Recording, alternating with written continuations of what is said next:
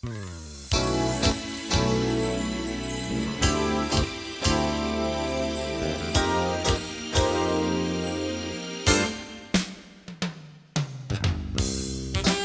this is Charlie Vann with Richland KDUX-TV. I'm joined here with actress and environmentalist Daryl Hannah. How's it going, Daryl? Very good, thank you.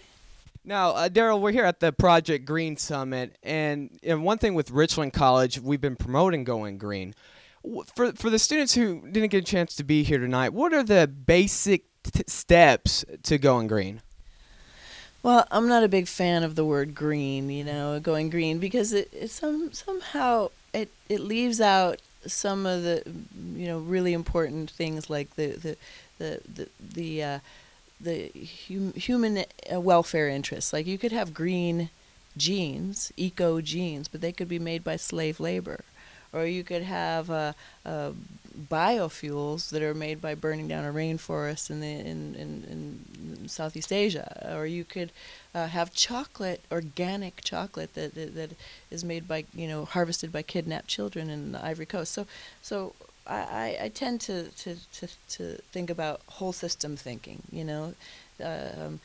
Things that take into consideration the welfare of other species, human welfare, and the welfare of the other ecosystems as well. So it's sort of a more integrated approach than just green. Green is sort of a fad trend word that's been co-opted, unfortunately, by a lot of different corporations and organizations that want to capitalize on this real genuine interest by people to make wiser choices. So I definitely think changing the name Green Richland's probably in the next step. So I definitely got to mark that. Now, 16 years, you've been living this lifestyle. Was it a hard transition at all, or was it a little bit easy maybe? When I started getting off the grid, it was a little bit complicated because there wasn't as many options available as there are now.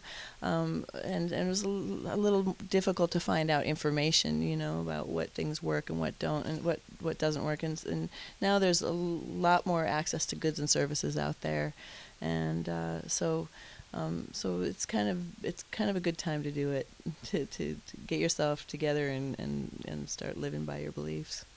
Now, what's it really going to take to get people to change? Because I know one fear in people is really that change, giving up, cutting back on texting, cutting back on certain lifestyles. What can we do as a society different to change our lives? I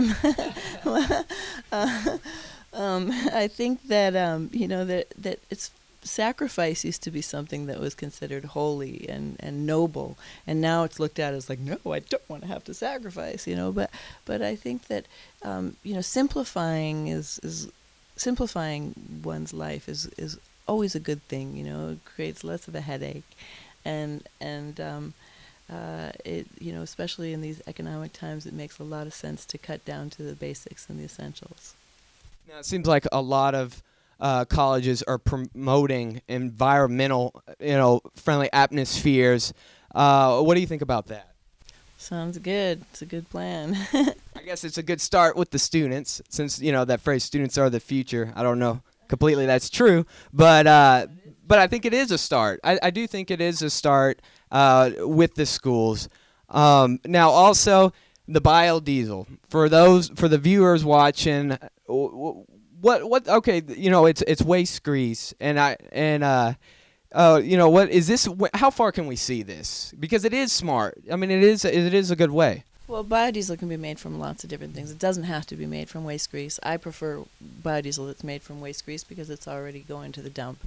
But any kind of oil can be turned into biodiesel, whether it's corn, soy, flax, hemp seed, whatever. Any kind of oil. And there's a right way and a wrong way to biofuels, just as there's a right way and a wrong way to most things.